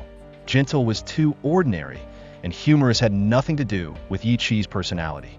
Trying hard to find a strength that only she knew, she said that he could sit for a long time without his legs going numb. Unexpectedly, Yi Chi was pleased that Chi discovered the best thing about him. It was Yi Chi's turn, and he praised her for being diligent, capable, and daring. Yi Chi unexpectedly asked Chi Dai directly if she liked anyone yet. Chi Dai guessed that he was forcing her to confess. Should she reveal her feelings or remain aloof? She was about to answer when she felt nauseous from eating too much. Chi Dai guessed sitting and catching the wind at the stadium. Yi Chi wondered if they were characters in a big play. Chi Dai guessed that the story between Lu Dao and Zhongxing was an idol drama, and Jieyu and Rusong were like an action psychological movie. Chi Dai, what about us? I hope the relationship between us is like a movie adapted from a teenage comic, where you're the female lead. Chi Dai remembered that the romantic scenes in the comics were often filled with pink bubbles. Unexpectedly, bubbles floated up to decorate the moment when her heart fluttered. Chi Dai was so emotional that the watch vibrated repeatedly. Embarrassed, she quickly returned the watch to him. Yi Chi thought that Chi Dai eating too much sweet food had put pressure on her heart. Back home, Yichi blankly imagined countless love bubbles. He turned on the TV and saw that the female lead was suffering from heart disease. The two people who loved each other were separated by life and death. He was determined to stay healthy for life with Chi Dai. In the library, Chi Dai was peacefully inking the comic next to Yichi. He unexpectedly stood up and reminded her to move around a bit after sitting for half an hour. Arriving at the cafeteria, Yichi didn't allow Chi Dai to look at her phone while eating. After 2 hours of Chi Dai sitting and drawing, Yichi brought a hot pot divided into 2 sections. Chi Dai invited her friends to eat, but unexpectedly, it was foot-soaking water. Yichi heard experts advise that soaking your feet at night was very good for your health. In the middle of the night, Chi Dai started and saw Yichi standing right at the head of her bed. He said that combing your hair in the middle of the night was good for blood circulation. As a result, Chi Dai was so scared that she couldn't sleep all night. Hearing that Chi Dai was angry with him, Yichi made her do as he did. He exercised while loudly reading the article. Being angry is not good for your health. Chi Dai wondered if the next chapter was about health preservation. Yichi explained that everything he did was not related to the material. It was just to be good for her health. Chi Dai, my heart is not in the comic, but I want to do more things for you. Chi Dai admitted that she understood Yichi's intentions. She just didn't like Ziyu eavesdropping, so she pretended not to know. Chi Dai, from now on I will not do useless things, but instead I will use practical actions to protect you. I have decided to take you for a comprehensive health check. Back home, Chi Dai was afraid of revealing all her secrets in the health check, and Yichi would find out that she had high myopia, was less than 1m6 tall, and had a cavity. Just then, Ziyu called, complaining that Yizhen was also making him go for a comprehensive health check. Arriving at the hospital, Yichi took Chi Dai to the ophthalmology department first. He modeled reading from the last line, even seeing a 0.1 millimeter scratch under the right corner. It was Chi Dai's turn, and the doctor checked her fundus first. She carelessly dropped her contact lenses, so she couldn't even see the pointer. During the height test, Chi Dai secretly wore lifts inside her socks, helping her successfully reach 1m6. Yichi's brother went to the lung capacity measurement room, and Ziyu was out of breath before reaching the normal level. Yichi blew it up to twice the level, saying that this was the lung capacity of a normal person. Yizhen continued to blow even higher than his brother. Yichi wasn't giving up and decided to compete with his brother. As a result, he was given the title of Lung Capacity King. Yichi reported the results of the medical examination, saying that Chi Dai was nearsighted, underweight, and had a cavity. She quickly changed the subject, criticizing the flag as a bit strange. The next day in class, Yichi prepared a nutritious breakfast for Chi Dai, in which carrots were the main ingredient, which was very good for the eyes, in addition to grape peel juice, which was sour but supplemented vision. During class, Yichi saw Chi Dai squinting at the screen, so he asked the teacher to enlarge the font size. He looked at the time, and after half an hour hurriedly pulled her up to stand up. After class, Yichi took Chi Dai to the rooftop to catch the wind. The gentle afternoon sun reflected on her face, not dazzling, but unusually clear. Perhaps from that moment on, he knew that he was no longer able to escape. He hesitated, wanting to say something, but couldn't say it. To increase Chi Dai's weight, Yichi took her to the gym. Since both of them had never been there, he had researched it in advance. He had also purchased 2-year-long gym memberships at a famous gym online. They excitedly went to improve their health, only to find out that the owner had gone bankrupt. On the way home, Chi Dai counted the number of steps and said that she had met the standard. Yichi wondered why the number of steps he took was only half. Chi Dai looked down at their pairs of feet and knew the answer. Just then, seeing a girl walking by drinking milk tea, Chi Dai also wanted to quench her thirst. Yichi objected, but promised to research a sugar-free tea for her. Arriving home, Yichi asked Zheng Xing to try the milk tea he made. Zheng Xing pinched his nose, but still couldn't bear the taste of water with rotten feet and snail mud. He wondered why Yichi didn't try it himself. Yichi said that he had drunk more than 20 cups, and his mouth had long lost its taste. Over here, Ru Song waited in front of the music club to meet the singing goddess in his heart. Just then, Jieyu called to report that she couldn't find her pet cat anymore. Ru Song wanted to meet the goddess, but couldn't abandon his senior. He came to help Jieyu find the cat everywhere. Finally, Ru Song found the cat stuck in a pile of old tables and chairs. He looked at Jieyu hugging her pet and knew that she also had gentle moments. In the moment when she carefully bandaged his wound, Ru Song felt that meeting the goddess was no longer important because the person he liked was in front of him. "Sister Jeyu, I like you." Jeyu took a few steps and then rushed forward to kiss Ru Song. The quarreling couple now awkwardly shared their first sweet kiss. Waiting for Chi Dai, Yi Chi gave her health-preserving milk tea. Hearing her praise it for being delicious, he finally breathed a sigh of relief. He boasted that he was researching a type of drink that could eliminate tooth decay, improve eyesight, and lengthen legs. Hearing that Yi Chi still hadn't confessed his love to Chi Dai, Jeyu advised her best friend to firmly grasp the initiative in her hands, because those fools who waited often didn't have a good ending. Chi Dai decided to carry out the mission of confessing love for Yi Chi. She started practicing saying the 3 words "I like you," but couldn't say it. Over here, Yi Chi completed his plan to increase Chi Dai's fondness. He remembered his previous failed confession, so he wanted to prepare carefully, but there were no details in the comics for him to reference. Making an appointment to meet his senior, Yu Li, Yi Chi asked her for advice on a love confession. He drew teenage comics, but was slow in love.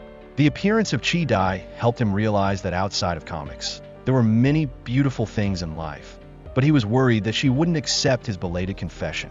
Yi Chi remembered that Yu Li's comics once topped the charts thanks to a love confession. She advised him to choose a meaningful location for both of them, and then use his sincere heart to say everything he wanted to say to Chi Dai. Meanwhile, Chi Dai went to book a seat at a restaurant specializing in organizing love confessions. She mustered all her courage and called Yi Chi to make a dinner appointment with her tonight. Waiting for Yi Chi to arrive, Chi Dai happily enjoyed her meal until almost 8 o'clock. The restaurant manager secretly called her inside to prepare for the confession. He told her that right at 8 o'clock, the lights would dim and the music would play. Over here, Yi Chi was also preparing to confess his love. He said he would take Chi Dai to the central square a little later and ask the people there to create a romantic atmosphere. Waiting for Chi Dai to return to her seat, Yi Chi said that he was full and wanted to take a walk outside in the square. She used the excuse of taking pictures to prolong the time until 8 o'clock. Finally, the important moment arrived, and the musicians came to play romantic music. Chi Dai mustered all her courage and began to speak, but Yi Chi couldn't wait any longer and hurriedly pulled her out to the square. So Chi Dai's 4th confession failed again. It was Yi Chi's turn, and he was about to express his feelings when the editor, Gong Ji, reported that something had happened, so he had to apologize to her and run off to meet Gong Ji. Chi Dai was disappointed, not knowing that she was standing in the middle of heart-shaped lights. She heard a passerby pointing at the words in the sky and looked up. However, she couldn't read the words "Chi Dai, I like you." She thought back on Yi Chi's ambiguous actions, wondering if he was also planning to confess his love for her. Arriving to meet Gong Ji, Yi Chi asked why he was quitting. Gong Ji said that ever since KCO became the editor-in-chief, he had started targeting him. Gong Ji intended to endure it, but this morning he held a summary of negative comments, saying that he didn't have the ability to edit. Yi Chi knew that Gong Ji wanted to protect his comics, which is why he became increasingly conflicted with KCO. He intended to stop publishing comics, but Gong Ji didn't allow him to give up on the work that they both poured their hearts into. Arriving at the publishing house, Yi Chi questioned KCO why he fired Gong Ji. He said that the number of negative comments about the stories that Gong Ji was in charge of was increasing. Yi Chi remembered that besides his story, everything had been transferred to KCO to manage since last month. However, KCO still criticized a U40 person like Gong Ji for not understanding the hearts of teenage girls. Yi Chi thought that everyone could see Gong Ji's dedication to comics, and moreover, he was only 28 years old and just looked a bit mature. Yi Chi remembered that before, KCO wanted him to draw a story where the male lead wasn't coldly answered by the female lead. He agreed to draw it on the condition that KCO rehire Gong Ji. Over here, Ru Song suddenly became respectful to Jeyu. He said that he had just learned that she was the singing goddess of the music club. Jeyu was angry because she couldn't reveal this secret herself. "Jeyu, your singing voice not only helps me fall asleep, but you are also the Jeyu that makes me listen." Jeyu agreed to hold Ru Song's hand with the identity of the goddess in his heart. Ru Song thought he was dreaming and even asked his girlfriend for an autograph. Rushing to draw the manuscript back home, Yi Chi didn't know what a cold person would be like. He looked at the ink that Chi Dai bought and guessed that she must be angry with him. Arriving to meet Yi Chi, Chi Dai saw him focused on drawing. She secretly thought that the new chapter was more important than confessing his love to him. Chi-Dai quietly turned on the light, causing Yi-Chi to startle. He intended to explain what happened last night, but she immediately stopped him. Chi-Dai silently wrote a message reminding Yi-Chi not to talk nonsense.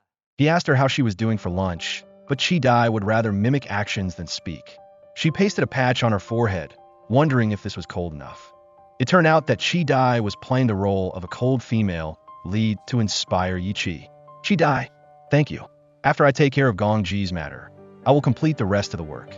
Last night, calling Yi-Chi to the publishing house, KCO praised the new chapter as very well written. Yi-Chi expected Gong Ji to return to work, but KCO didn't agree, and moreover, he had only promised to consider it before and didn't say that he would restore Gong Ji's job. Yi-Chi was about to explode and wanted to do something for Gong Ji. Over here, Chi-Dai didn't see Yi-Chi come to school. She sent many messages, but he didn't respond. Just then, Teenage Comics announced the suspension of publication of Go on a Date. Dragging to the drawing room, everyone divided up to find clues to Yi-Chi's whereabouts. Chi-Dai was restless, afraid that he had had an accident. She found a landline number on Yi-Chi's bed and quickly contacted it to find out. Hearing Yi-Chi's voice, everyone breathed a sigh of relief. He said that he had returned to his hometown to handle some matters. Coincidentally, his cell phone had broken, so he hadn't informed everyone. Chi-Dai wondered why the comic had stopped being published. Yi-Chi said that he had broken the contract with KCO, apologizing for not asking the assistants for their opinions. He asked Ziyu to divide the salary he had placed in the drawer for everyone. 2 days later, Ziyu took Chi-Dai to Yi-Chi's hometown. She was a bit nervous, wondering if Yi-Chi's parents would welcome her. But the person who opened the door was Yi-Zhan. Seeing Chi-Dai nervously bowing and greeting, Yi-Zhan said that his parents had gone out early in the morning. Chi-Dai stood in front of Yi-Chi's bedroom, confessing that she really wanted to meet him. Yi-Zhan said that his brother wasn't home either.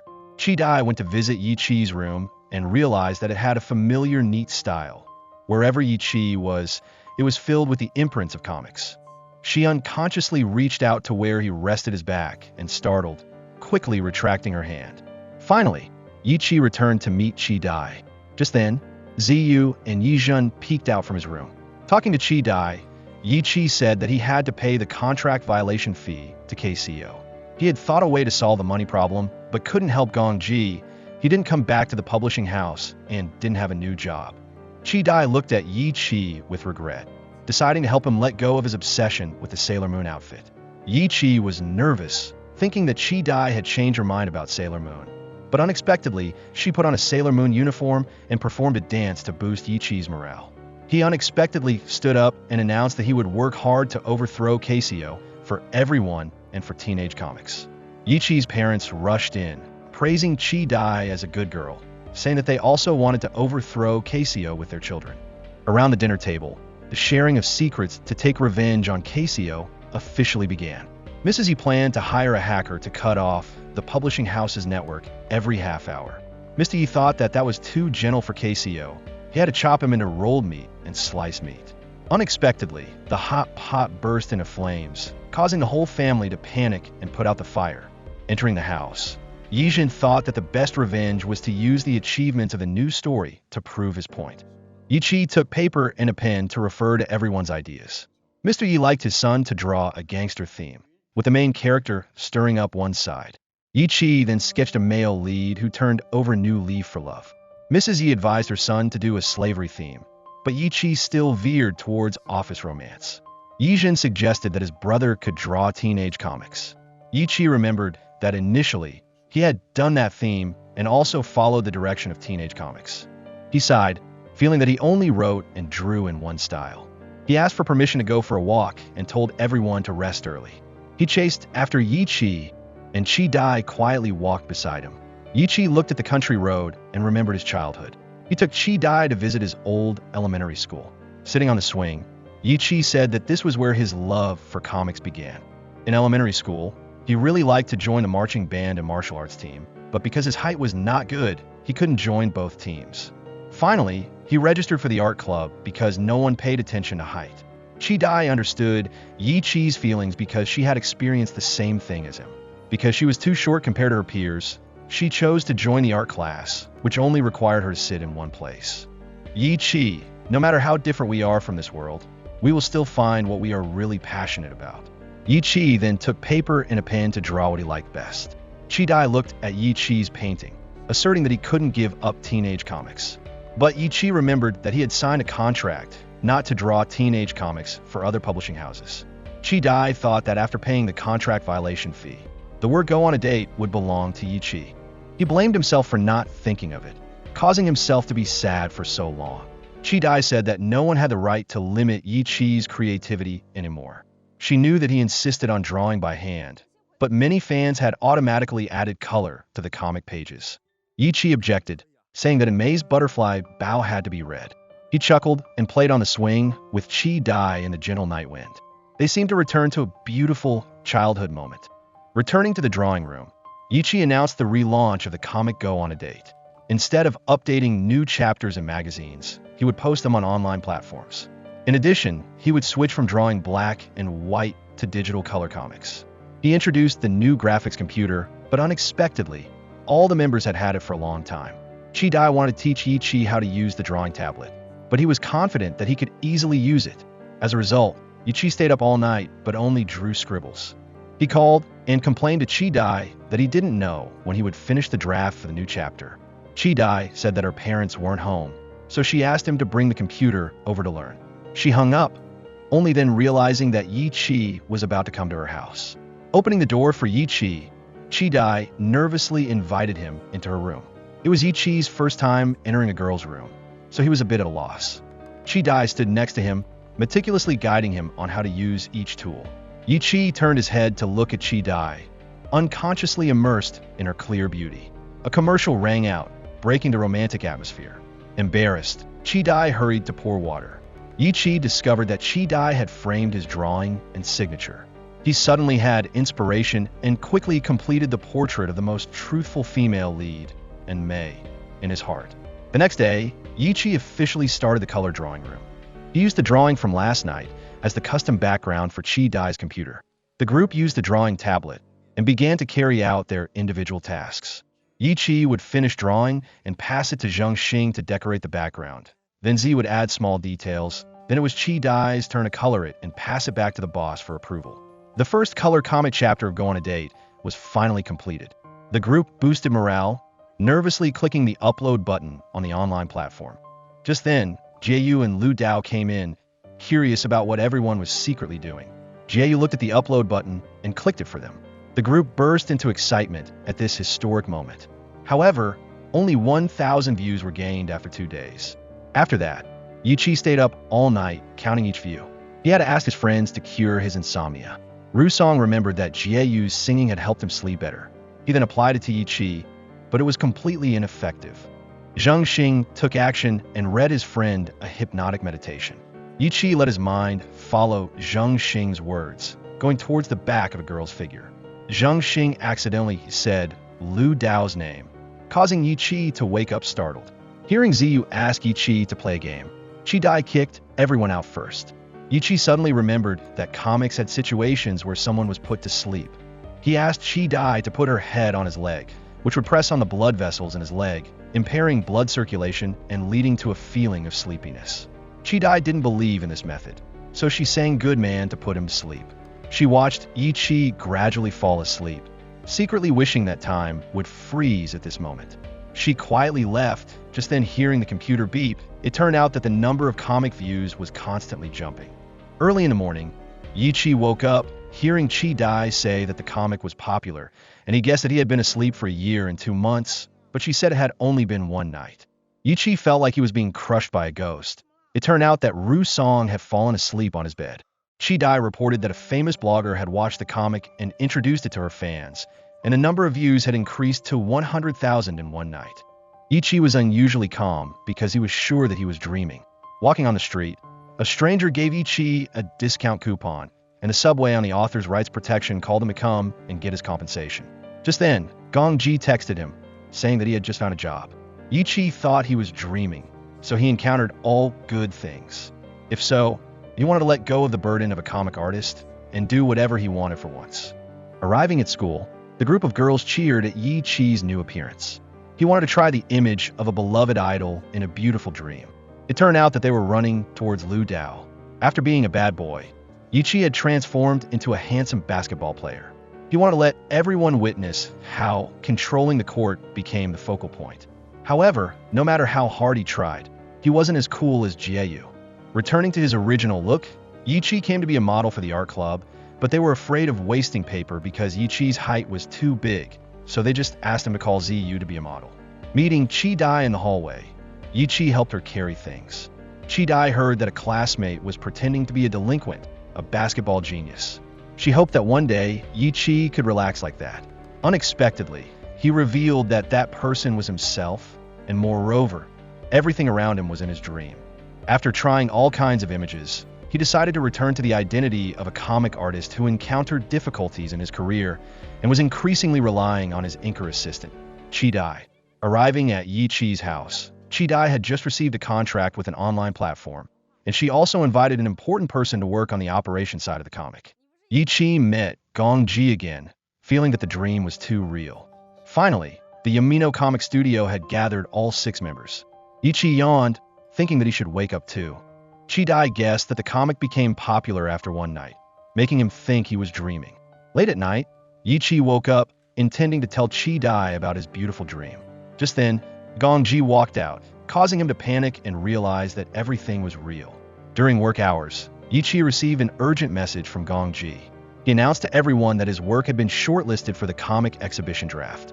The group burst into excitement because they had finally climbed to the peak of glory. But the joy didn't last long when an account posted an article calling for a boycott of the author Yamino. The person accused Yichi of betraying his old publishing house and was not qualified to participate in the comic exhibition. Chi Dai thought that the only way was to post a statement to clarify the truth. We must give reasons to refute the accusation and express our respect for the comic exhibition. Moreover, we must make it clear that we will pursue those who deliberately spread rumors to the end. After posting the statement, public opinion began to change, siding with the author Yamino. Everyone was relieved and asked for permission to leave first. Yichi thanked Chi Dai for always helping him when he needed it most. Chi Dai, I have something important to tell you. Chi Dai waited nervously for a confession, but unexpectedly, he praised her inking skills for becoming more and more refined. The next day, Chi Dai found evidence. She summarized that the accounts that were actively bad-mouthing Yichi were all related to raccoons. She guessed that KCO was jealous and played tricks to prevent Yichi from participating in the comic exhibition. Chi Dai used the Shurhei account to discuss the recent scandal of the author Yamino. She analyzed the evidence, exposing the tricks of the editor-in-chief of the old publishing house. The online community really changed direction and attacked the account that dared to slander. To combine work and the final exam, Yichi decided to draw a new chapter about the theme of studying. However, looking around him, no one was exceptionally good at studying. Just then, he met a student who was directly admitted, but his statements were all too advanced. Yichi was afraid that he wouldn't be able to draw in time, which would affect his participation in the comic exhibition. Ziyu had a ready-made plot, just needing to add more details. Yichi and Chi Dai came up with a good idea. They ran back to the drawing room and rummaged through Yichi's discarded manuscripts, in which there were many good plots but didn't suit KCO. Ziyu remembered there was another old manuscript, but Yichi quickly hid it. The group started their task, rushing to complete the new chapter so they could focus on the final exam. After uploading it, Gong Ji confirmed that the old manuscripts were all rare items. The Yamino Studio finally received an invitation to the largest animation exhibition in the country. Before the exhibition, Yichi wanted to produce and made dolls as gifts for fans, but the character was too elaborate and the factory didn't have enough time to produce them. Chi Dai came up with an idea to simplify the Enmei character. Yichi then drew a chibi version of Enmei, which was both cute and easy to produce. Gong Ji discovered that Enmei looked exactly like Chi Dai, and Ziyu secretly wondered, when did Yichi start liking Chi Dai anyway? 3 days later, the Enmei dolls were completed, but there was another difficult problem, which was the fan autograph session. Previously, KCO thought that publishing stories from female perspective would be easier to relate to. Therefore, the publishing house introduced Yamino as a girl. If the fans knew that a boy was drawing teenage comics, they would definitely be suspicious and disappointed. Yichi had prepared a wig, hair removal machine, and Sailor Moon clothes, but his height was too big, making it difficult to deceive others. Yi Chi suddenly thought of a way to not reveal his face but still personally sign autographs for fans. Sending Chi Dai home, Yi Chi thanked her for working so hard for him. Chi Dai thought that she was also a member of the drawing studio. Chi Dai, if it weren't for you, I wouldn't have had the courage to get to today. Chi Dai, I will definitely not disappoint you. Sending a message asking his teammates for help, Yi Chi prepared a school model. He asked everyone to contribute ideas for a plan called the Pinnacle of Confession. Arriving in Haidu City to participate in the exhibition, the group thought they would be staying in a luxury hotel, but the organizing committee representative reported that only comic artists could enter and assistants had to rent a motel on the opposite side. Yi Chi didn't want to separate from his friends, so he refused to stay at the five-star hotel. At dinner, the group wished the exhibition would go well. Yi Chi regretted that Zheng Xing and Ru Song had to stay home waiting for the shipment of May dolls. The next day, the organizing committee took the group of artists to visit Wishing Lake. They gave each person a paper boat to float on the river. Seeing Chi Dai almost fall, Yi Chi quickly pulled her back, and a photographer quickly captured the beautiful moment, selling it for 100 yuan. Chi Dai guessed that he specialized in taking pictures to collect money from couples. Yi Chi asked Chi Dai what she had entrusted to the boat. Yi Chi, I hope I can always be by the side of my idol.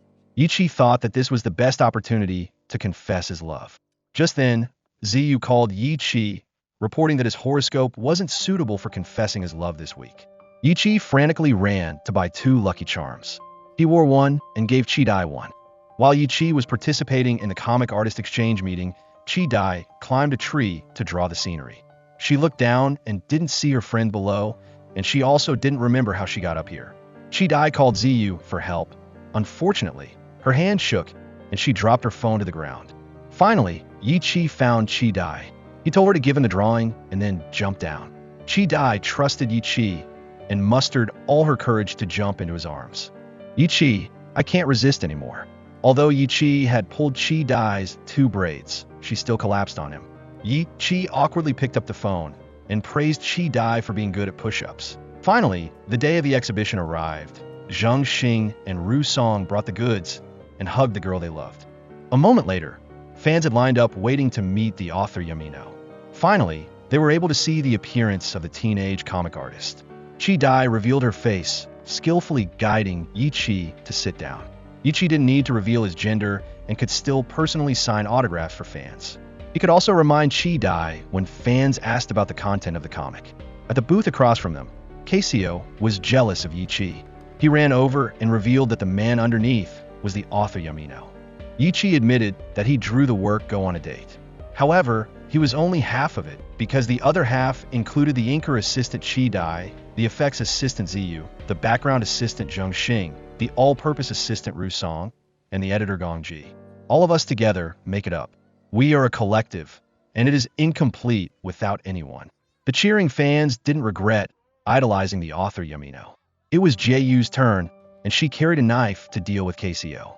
But before she needed to take action, the fans discovered that Casio had slandered Yamino and asked him to get out of the comic industry. At the exchange party, the organizing committee invited Yamino to share a few words. Yi Chi said that from the day he started drawing, comics had become the most important thing in his life. But now, standing on this stage, he wanted to send his thanks to a person. In the moment when he was most out of ideas, he met that person. You steadfastly encouraged me, helping me with your excellent professional skills. Thanks to you, I went in the right direction and was no longer confused. When I encountered a contract violation, you were always by my side, supporting me on the thin road of comics. Thank you, my companion. The editor, Gong Ji. Chi Dai was extremely disappointed because the romantic moment, like in a romance movie, wasn't for her. Even though she didn't receive a confession, Chi Dai still wanted to continue writing the story with Yi Chi. She tied the red ribbon and quickly went to meet him. This time, the room was full of teenage comics, and Chi Dai realized that every page of the comic was like the reality that she and Yi Chi had experienced. All the memories together were recreated in the fullest way. It turned out that the words he wanted to say on the Ferris wheel were, "I have always liked you." Finally, there was a portrait of the female lead, and May, which looked very similar to Chi Dai. At the most important moment, Yi Chi bravely stepped in front of the person in his heart. Chi Dai, if I hadn't met you at the opening ceremony, I would never have been able to draw the female lead in May. You are the beginning of my work, and from then on, Every story of mine is related to you. Chi Dai, you're the only female lead in my life. Yi Chi, I will always be your fan. Chi Dai, I love you. In the opening season 2 years ago, Chi Dai got on the wrong bus, so she was late. She intended to climb the wall, but unexpectedly saw a boy dozing off on top. Yi Chi startled awake, intending to pull Chi Dai up. Seeing that it wasn't very stable, he then jumped down and lifted her high up. Chasing after Yi Chi, Chi Dai gave him a card congratulating him on his enrollment, and also attached a red ribbon as a gift to him. She put on the other ribbon and rushed away in the wind. That figure had been deeply imprinted in Yi Chi's heart, becoming the only female lead in his life. This is where the story ends. Don't forget to like and subscribe to not miss out on more amazing videos. For now, goodbye and until next time.